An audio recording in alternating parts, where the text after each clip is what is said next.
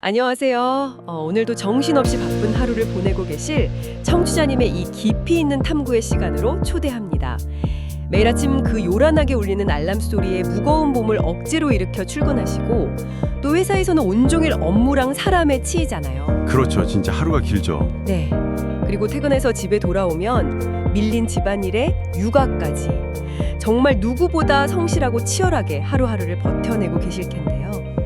그런데 문득 멈춰서서 거울을 보았을 때 어제보다 한 뼘 더 나아졌다는 그 뿌듯한 성장의 기쁨은 온데간데 없고 짙은 생존의 피로에 찌든 낯선 사람과 눈이 마주친 적 없으신가요? 아, 생존의 피로. 그 단어가 참 뼈아프게 다가오네요. 성실함이라는 무기 하나로 묵묵히 버텨왔지만 어느 순간 그것만으로는 도저히 채워지지 않는 내면의 갈증을 느끼게 되는 거죠. 특히 40대를 전후로 정말 많은 분들이 겪게 되는 아주 보편적이면서도 삶의 뿌리를 흔드는 묵직한 고민입니다. 맞아요. 분명히 뼈 빠지게 열심히 살고 있는데 왜 내 삶은 늘 제자리 걸음처럼 느껴질까 하는 그 막막하고 공허한 기분 말입니다. 단순히 피곤한 걸 넘어서 내가 내 삶의 운전대를 쥐고 있지 않다는 상실감이 아마 가장 큰 원인일 겁니다. 네, 정확합니다. 바로 그 잃어버린 삶의 주도권을 되찾기 위해 오늘 저희가 탐구할 주제가 바로 진짜 공부입니다. 오늘 이 깊이 있는 분석을 위해서 저희가 아주 탄탄한 자료들을 모아왔죠. 네, 맞습니다. 김익한 교수의 저서 거인의 공부와 관련된 핵심 구조를 정리한 요약본, 이 모든 것을 우리들의 일상 언어로 해체해본 심층 분석 노트입니다. 이 자료를 관통하는 핵심은 아주 명확합니다. 여기서 말하는 공부는 지식을 머리에 막 우겨 넣는 기술이 아니라는 거죠. 나를 둘러싼 세상을 해석하고 내면을 단단하게 지켜내는 기초 근력을 기르는 과정이라는 점입니다. 아, 기초 근력. 좋아요. 오늘의 미션은 분명합니다. 승진을 위해서나 자격증을 따려고 억지로 졸린 비비며 하는 그런 고통스러운 노동으로서의 공부가 아니거든요. 우리 청취자님을 짓누르는 생존의 피로를 어떻게 가슴 뛰는 성장의 즐거움으로 바꿀 수 있는지 오늘 책의 1부부터 5부까지 흐름을 따라가며 아주 쉽고 편안하게 파헤쳐 보려고 합니다. 자, 그럼 1부 내용으로 들어가서 가장 근본적인 질문부터 좀 던져볼까요? 네, 솔직히 하루하루 버티기도 벅찬데 학교 졸업한 지 한참 지난 지금 대체 왜 또 공부라는 걸 해야 하는 걸까요? 그쵸. 아주 현실적이고 당연한 의문입니다. 우리가 지금까지 해왔던 공부는 정답이 정해진 시험지를 풀기 위한 어떤 도구였으니까요. 맞아요. 저자는 여기서 에리히 프롬의 개념을 빌려와서 우리가 왜 다시 책상 앞에 앉아야 하는지 설명합니다. 바로 소유적 양식에서 존재적 양식으로 삶의 태도를 바꾸기 위해서라는 건데요. 소유적 양식과 존재적 양식이요? 말이 약간 추상적인데 이게 구체적으로 어떤 차이가 있는 건가요? 쉽게 한번 예를 들어볼게요. 우리가 막 불안할 때 흔히 하는 행동 중 하나가 베스트셀러를 잔뜩 써서 책장에 꽂아두는 겁니다. 그리고 되게 뿌듯해하죠. 지식을 마치 물건처럼 소유함으로써 안도감을 느끼는 거예요. 아하, 안 읽어도 일단 사두면 마음이 편해지는 그런 거군요. 그렇죠. 하지만 며칠 지나면 그 책의 내용은 기억나지 않고 불안감은 어김없이 다시 찾아옵니다. 반면에 존재적 양식의 공부는 다릅니다. 책의 단 한 줄을 읽더라도 그것을 치열하게 곱씹어서 내 생각의 틀을 깨고 세상을 바라보는 시야 자체를 변화시키는 겁니다. 지식이 내 살과 피가 되어서 나라는 존재 자체를 확장시키는 경험이라는 거네요. 책장에 꽂힌 장식용 지식이 아니라 나를 움직이게 만드는 엔진 같은 지식이요. 바로 그겁니다. 그런데 그렇게 존재를 변화시키는 진짜 공부는 도대체 어디서부터 어떻게 시작해야 하는 걸까요? 그 첫 번째 열쇠로 제시되는 개념이 바로 명시화입니다. 명확하게 밖으로 보여준다는 뜻이죠. 명시화요? 우리 머릿속에는 하루에도 진짜 수만 가지 생각과 감각이 스쳐 지나가잖아요. 네, 맞습니다. 하지만 그것들은 대부분 형태가 없는 막연한 상태죠. 저자는 이를 액체에 비유합니다. 손에 쥐려고 하면 손가락 사이로 다 흘러내려 버리는 상태인 거예요. 이것을 눈에 보이고 만질 수 있는 고체의 형태로 밖으로 끄집어내는 작업, 즉 기록하고 말하고 표현하는 모든 행위가 바로 명시화입니다. 아, 액체를 고체로 만든다. 이 비유가 저는 진짜 와닿더라고요. 일상에서 이런 경험 참 많거든요. 샤워를 하거나 출근길 지하철 안에서 아, 오늘 회의 때 이 아이디어 내면 진짜 대박이겠다 하고 유레카를 외치는데 외치는데 막상 회사에 도착하면 맞아요. 노트북 모니터 켜는 순간 그 번뜩이던 아이디어가 하얗게 날아가 버리잖아요. 누구나 겪는 아주 일상적인 현상입니다. 뇌는 기본적으로 에너지를 아끼려고 하기 때문에 꽉 붙잡아두지 않은 정보는 금방 폐기해버리거든요. 그래서 그 흘러내리는 액체 같은 생각을 휘발되기 전에 단어 하나, 키워드 하나라도 메모장이나 노트에 적어두는 겁니다. 밖으로 꺼내서 고체로 응고시키는 순간 우리는 비로소 그 생각을 이리저리 뒤집어보고 다른 생각과 조립도 하면서 내 삶의 무기로 활용할 수 있게 되는 거군요. 막연하게 머릿속에 둥둥 떠다니던 것들을 내 눈앞에 현실로 끌어내려 단단하게 굳히는 거죠. 이게 바로 일부에서 말하는 공부의 기초 근력입니다. 그렇다면 이렇게 무언가를 명시화하는 근력을 길렀다면 그 다음에는 무엇을 해야 할까요? 책의 2부에서는 시선을 우리 내면으로 돌리더라고요. 특히 감정의 영역으로요. 사실 공부랑 감정, 얼핏 보면 완전 별개의 문제 같거든요. 그 부분이 정말 흥미로운 대목입니다. 공부의 영역을 책상 앞에 지식 탐구를 넘어서 우리 마음속 감정 다루기로 확장했다는 점이죠. 이걸 이해하려면 심리학에서 말하는 인지적 구두쇠라는 개념을 먼저 짚고 넘어갈 필요가 있습니다. 인지적 구두쇠요? 우리의 뇌가 약간 짠돌이 구두쇠처럼 행동한다는 건가요? 정확합니다. 진화론적으로 우리의 뇌는 생존을 위해 에너지를 최대한 비축하도록 설계되어 있어요. 생각이라는 과정 자체가 엄청난 칼로리들을 소모하는 고된 노동이거든요. 아, 그래서 뇌는 복잡하게 분석하고 고민하기보다는 익숙한 고정관념에 기대거나 남들이 하던 방식을 무비판적으로 따르면서 자꾸 생각을 멈추려고 하는 거군요. 에너지를 아끼려는 본능 때문에요. 네, 맞아요. 듣고 보니 진짜 뼈를 때리네요. 퇴근하고 집에 오면 손가락만 까딱거리면서 목적 없이 유튜브 쇼츠나 인스타그램 릴스를 한두 시간씩 넘겨보게 되잖아요. 그게 제 의지가 부족해서가 아니라 하루 종일 시달린 뇌가 제발 생각 좀 그만하자고 파업을 선언한 거였어요. 그럴 수밖에 없는 환경이기도 하죠. 하지만 뇌의 그런 구두쇠 같은 본능에 계속 끌려다니다 보면 치명적인 문제가 발생합니다. 바로 내 안에서 일어나는 감정조차 방치하게 된다는 겁니다. 감정을 방치한다.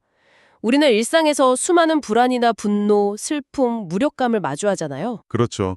근데 뇌는 피곤하니까 이런 부정적인 감정을 직면하고 해석하기보다는 무작정 억누르거나 회피해버리는 거예요. 이때 필요한 것이 아까 일부에서 다뤘던 명시화의 기술을 감정에 적용하는 겁니다. 바로 감정의 명시화죠. 화가 나거나 억울할 때 그 감정 자체를 밖으로 꺼내서 적어보라는 거군요. 그런데 사실 화가 머리끝까지 났을 때 차분하게 펜을 들고 글을 쓴다는 게 생각보다 되기 쉽지 않잖아요. 물론 처음에는 어색하고 힘듭니다. 하지만 감정을 언어로 표현하는 순간 우리 뇌에서 아주 놀라운 변화가 일어난다고 해요. 분노나 슬픔이 머릿속에만 있을 때는 나를 집어삼키는 통제 불가능한 괴물처럼 느껴지죠. 네, 막 가슴이 터질 것 같고 숨이 막히기도 하고요. 하지만 나는 지금 팀장의 무례한 태도 때문에 내 노력이 부정당한 것 같아 화가 난다. 이렇게 문장으로 적어내리는 순간 그 감정은 나와 분리되어서 책상 위에 올려진 하나의 객관적인 대상이 됩니다. 아, 감정이라는 액체를 글이 나는 고체로 얼려버리는 거네요. 그렇게 내 눈앞에 대상화 시켜놓고 보면 아, 내가 이래서 화가 났구나 하고 논리적으로 원인을 따져볼 수 있는 여유가 생기겠군요. 맞습니다. 감정에 휩쓸리지 않고 이성적인 문제 해결의 단계로 넘어갈 수 있게 되는 거죠.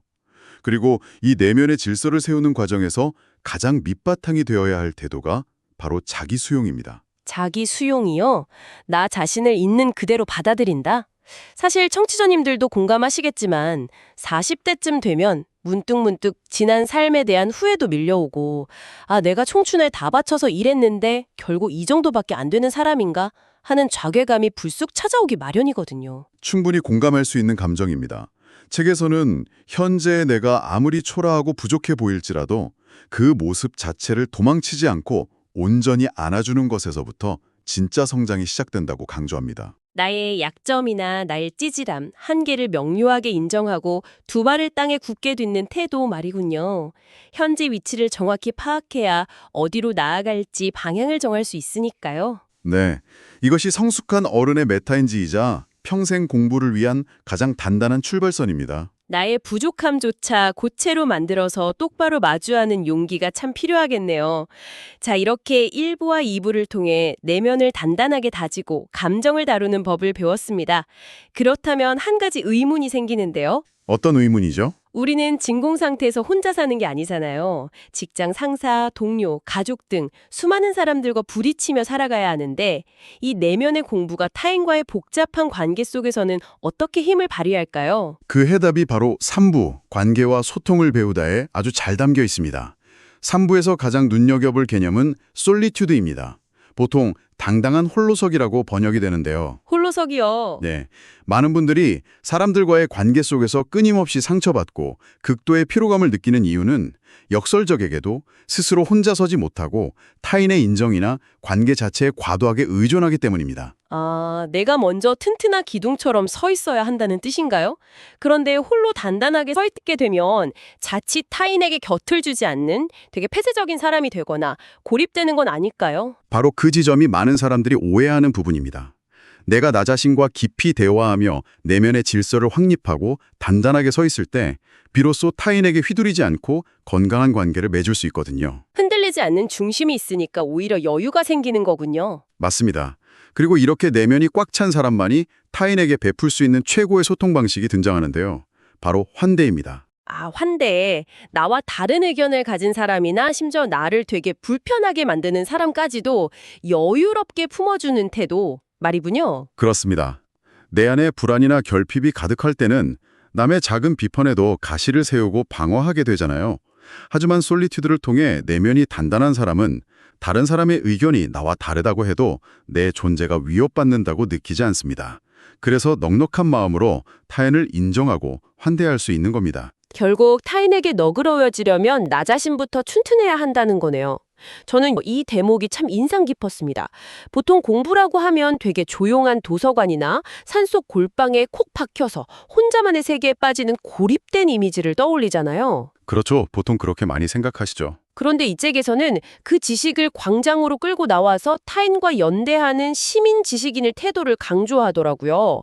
나의 배움이 나 혼자 잘 먹고 잘 사는데 그치지 않고 주변을 조금 더 따뜻하게 만드는 선한 영향력으로 확장되는 것 말이죠. 아주 중요한 포인트를 짚어주셨습니다. 책을 읽고 깨달은 바를 주변 사람들과 나누고 토론하는 과정은 단순한 감정의 소모가 아닙니다. 타인의 시각을 통해 내 지식의 사각지대를 발견하고 지평을 넓히는 기회거든요. 저자는 이 과정을 지루한 노동이 아니라 일상을 풍요롭게 만드는 하나의 축제라고 표현했죠. 지식을 나누는 축제라 진짜 멋진 표현입니다. 자, 그렇다면 1부부터 3부까지 우리가 왜 공부해야 하는지, 마음의 밭을 어떻게 일구고 타인과 어떻게 연결될 것인지 철학적인 토대를 단단히 다졌습니다. 네, 이제 4부에서는 그 밭에 직접 씨앗을 뿌리고 울창한 숲을 키워낼 구체적이고 강력한 도구, 바로 읽기와 쓰기를 배우도록 들어갑니다. 많은 분들이 새해 목표로 독서를 꼽고 실제로 책을 많이 읽기도 하잖아요. 하지만 냉정하게 말해서 베스트셀러 몇 권 읽는다고 다음날 내 삶이 마법처럼 짠하고 바뀌지는 않거든요. 대체 왜 그럴까요? 그 이유를 책에서 아주 날카롭게 분석합니다.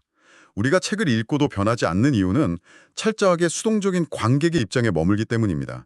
그저 저자가 써놓은 글자를 눈으로 쭉 따라가다가 그럴듯한 문장을 만나면 밑줄 한번 긋고 아, 좋은 말이네 하고 덮어버리는 거죠. 아, 찔리네요. 이거 완전 제 이야기인데요. 많은 분들이 그러실 겁니다. 하지만 이것은 정보의 소비일 뿐이지 내 삶을 바꾸는 진짜 독서가 아닙니다.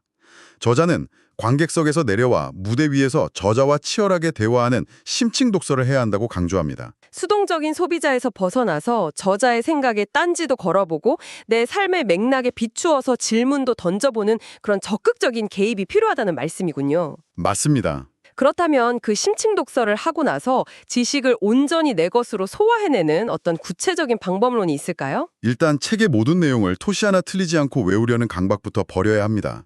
대신 나에게 울림을 주었던, 내 심장을 때렸던 핵심 키워드 몇 개를 뽑아내는 요약의 과정이 필수적입니다. 아, 키워드 중심의 요약이요? 네. 그리고 뽑아낸 키워드들을 내 방식대로 연결해서 다시 정의해보는 거죠. 여기서 자연스럽게 다음 단계가 등장하는데요. 바로 쓰기입니다. 책에서는 읽기와 쓰기를 결코 분리될 수 없는 거인의 양쪽 날개라고 부릅니다. 읽기만 하고 쓰지 않으면 반쪽짜리 날개라서 절대 하늘로 날아오를 수 없다는 의미네요. 그런데 이 글쓰기를 단순히 문장을 나열하는 게 아니라 건축에 비유하고 있더라고요. 네, 글쓰기는 집을 짓는 것과 같습니다. 무작정 시멘트부터 들이붓는 게 아니라 철골로 뼈대부터 세워야 하잖아요. 이때 유용하게 쓰이는 것이 333 법칙 같은 구조화 훈련입니다. 333 법칙이요? 구체적으로 어떻게 하는 건가요? 예를 들어서 내가 이 글을 통해 전하고 싶은 가장 핵심적인 주제 3가지를 먼저 기둥처럼 세웁니다. 그리고 각각의 기둥 아래 그것을 뒷받침할 구체적인 사례나 세부 내용 3가지를 채워놓는 식이죠. 아, 뇌의 인지적 과부하를 막아주는 아주 영리한 방법이네요. 중구난방 흩어져 있던 생각의 파편들이 그 333이라는 틀 안에 쏙 들어가면서 논리적인 뼈대를 갖추게 되는군요. 그렇습니다. 이렇게 내 생각의 구조를 짜고 그 위에 글이라는 살을 붙이다 보면 모호했던 지식이 완전히 내 몸에 체화되는 것을 느낄 수 있습니다. 단순히 아는 것을 넘어서 다른 사람에게 설명하고 설득할 수 있는 수준이 되는 거죠. 이 지점이 바로 지적 능력이 비약적으로 도약하는 퀀텀 점프의 순간이겠네요. 키워드를 뽑고 뼈대를 세워서 내 언어로 건축한다. 당장 오늘부터 수첩 하나 장만해서 뭐라도 끄적여봐야겠다는 생각이 막 듭니다. 한번 꼭 시작해 보시길 권해드립니다. 자, 이제 마지막 5부로 넘어왔습니다. 5부의 주제는 실행력을 배우다입니다. 사실 여기까지 들으면 방법론은 너무 완벽하잖아요. 명시화, 자기수용, 심층 독서, 구조화된 글쓰기까지. 네, 정말 완벽한 흐름이죠. 그런데 청취자님들도 공감하시겠지만 현실의 벽은 참 높습니다. 머리로는 알겠는데 몸이 안 움직이거든요. 며칠 하다가 포기하고 난 역시 의지박약이야 하고 자책하는 게 우리들의 뻔한 레포토리잖아요. 이게 정말 개인의 의지력 탓일까요? 이 문제를 뇌과학과 심리학의 관점에서 들여다보면 결코 의지력 하나만의 문제가 아님을 명확히 알 수 있습니다. 오, 의지력 문제가 아니라고요? 네, 인간의 의지력, 즉 자제력은 무한한 샘물이 아니라 쓰면 쓸수록 고갈되는 한정된 배터리 자원과 같습니다. 매일 밤 오늘은 기필코 책을 30페이지 읽고 자야지 하고 주목을 쥐고 결심하는 그 행위 자체가 뇌에게는 엄청난 에너지를 갉아먹는 피곤한 일이라는 거죠. 결심하는 것만으로도 이미 에너지가 깎여나가는 거군요. 맞습니다. 그래서 의지나 결심보다 수백 배 더 강력한 것이 바로 루틴의 힘입니다. 매번 할까 말까 막 고민하는데 에너지를 쓰지 말고 마치 아침에 일어나서 무의식적으로 양치질을 하듯이 뇌가 딴 생각할 틈도 없이 자동으로 몸이 움직이게 시스템을 세팅하라는 거네요. 네, 특정 시간과 장소를 고정해서 몸이 그 상황을 기억하게 만드는 겁니다. 그리고 이 루틴을 설계할 때 절대 실패하지 않는 가장 핵심적인 전략이 하나 있습니다. 그게 뭐죠? 바로 아주 만만한 목표를 세우는 것입니다. 만만한 목표요? 이 부분은 정말 현실적으로 접근해야 할 것 같아요. 한번 생각해 보세요, 청취자님들. 12시간 동안 회사에서 시달리고 집에 와서 애들 씻기고 재우고 나면 밤 10시입니다. 몸은 천근만근이고 뇌는 이미 셧다운 상태예요. 그렇죠. 거의 기절 직전이죠. 이런 사람한테 자, 이제 333 법칙으로 심층 독서를 하고 글을 쓰세요 라고 하면 그건 조언이 아니라 진짜 가혹행위거든요. 정확한 지적입니다. 에너지가 방전된 상태에서 하루에 책 한 권 읽기 같은 거창한 목표를 세우면 뇌는 압박감을 견디지 못하고 도망쳐버립니다. 그래서 목표는 진짜 헛웃음이 나올 정도로 작고 만만해야 합니다. 거창한 독서나 글쓰기가 아니라 자기 전에 포스트잇에 딱 한 문장만 쓰고 자기. 이게 목표가 되어야 합니다. 포스트잇에 딱 한 문장이요. 와, 그 정도면 아무리 뇌가 파업 상태라도 그 정도는 1분이면 하니까 눈 딱 감고 해치우자 하고 펜을 들 수 있겠네요. 바로 그겁니다. 그 하찮아 보이는 한 문장 쓰기를 완수했을 때 우리 뇌에서는 작은 성취감과 함께 도파민이 분비됩니다. 그리고 그 작은 성공의 기억이 다음날 또 그 다음날 지치지 않고 다시 책상 앞에 앉게 만드는 아주 강력한 원동력이 되거든요. 목표를 한없이 낮춰서 뇌를 영리하게 속이는 거네요. 그런데 아무리 목표가 작아도 사람이 살다 보면 야근이나 회식 때문에 그 하루의 루틴마저 끊기는 날이 반드시 오잖아요. 그럴 때는 어떻게 멘탈을 관리해야 할까요? 여기서 필요한 것이 회복 탄력성입니다. 완벽주의의 함정에 빠지는 것을 가장 경계해야 하는데요.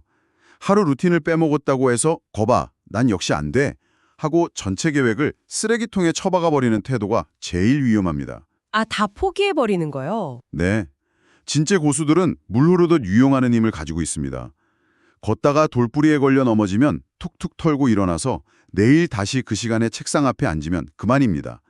더불어 혼자만의 힘으로 부족할 때는 독서 모임 같은 느슨한 연대를 활용해서 서로의 페이스메이커가 되어주는 것도 지속성을 유지하는 훌륭한 방법입니다.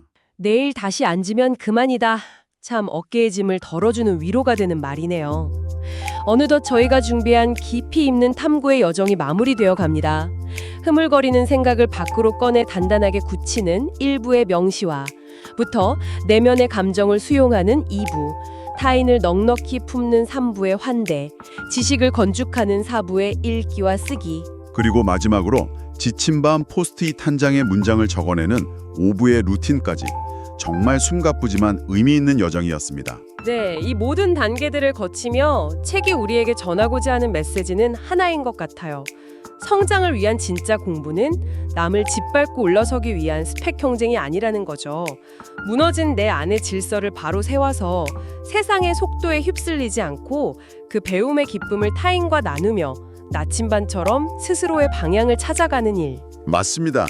그것이 바로 청취자님을 진짜 거인으로 우뚝 서게 만드는 과정인 것이죠. 이 책의 말미에 이런 아주 아름다운 비유가 등장합니다. 당신의 삶은 아직 완성되지 않은 무한한 가능성을 품은 초고다. 초고요. 지금 거울 속에 비친 내 모습이 조금 투박하고 볼품없이 느껴지더라도 괜찮다는 거네요. 그건 아직 수정하고 다듬어갈 시간이 충분한 첫 번째 원고일 뿐이니까요. 네, 조급해할 필요 없이 타인의 시선에 얽매이지 않고 청취자님만의 문체와 속도로 묵묵히 그 서사를 완성해 나가시길 바랍니다. 자, 오늘 탐구를 마무리하면서 청취자님이 일상으로 돌아가기 전에 한 번쯤 깊이 곱씹어 볼 만한 화두를 하나 던져드리고 싶습니다. 오늘 우리는 지속적인 루틴을 만들고 생각을 고체로 명시화해서 내 안에 더인을 만나는 방법론을 이야기했습니다. 책에서는 타인과 지식을 나누는 시민 지식인이 되어야 한다고 했죠. 네, 그랬죠.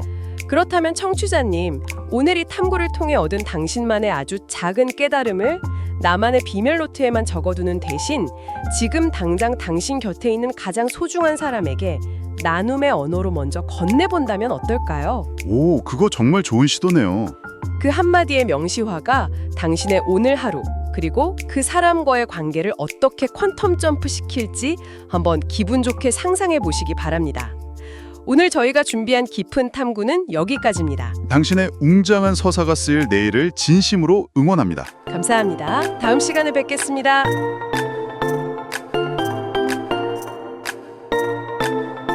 너 하나 그리고 우리 모두의 행복을 응원하는 너나무였습니다. 오늘도 빛나는 하루 되세요. 들어주셔서 진심으로 감사드립니다.